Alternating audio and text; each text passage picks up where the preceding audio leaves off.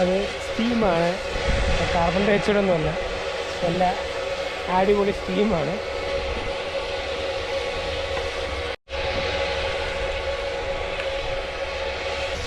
കംചട്കയിൽ എപ്പോഴും ക്ലൗഡ് പോലെയായിരിക്കും, ചിലപ്പോഴേ ക്ലിയർ ആവുള്ളൂ. കാരണം ഒരുപാട് വോൾക്കാനിക് ഉള്ളതുകൊണ്ട് എപ്പോഴും ഒരു ക്ലൗഡ് പോലെ തോന്നിക്കും, എസ്പെഷ്യലി ഈ വോൾക്കാനിൻ്റെ ഒക്കെ അടുത്ത്. ഇവിടെ 3 പ്ലേറ്റുകളുള്ളത്, അതായത് northern plateau, Pacific plateau, continental plateau.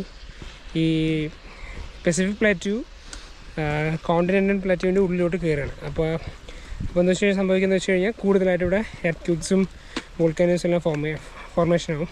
Yearly 8 സെൻറ്റിമീറ്ററാണ് Pacific plateau continental പ്ലേറ്റ്യൂവിൻ്റെ അകത്ത് പോകുന്നത്. So yearly 8 centimetre.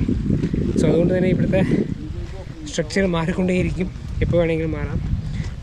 After volcanic eruption കഴിഞ്ഞ് കഴിഞ്ഞാൽ ഈ സ്ഥലത്തിൻ്റെ സ്ട്രക്ചറെ മാറിപ്പോവും.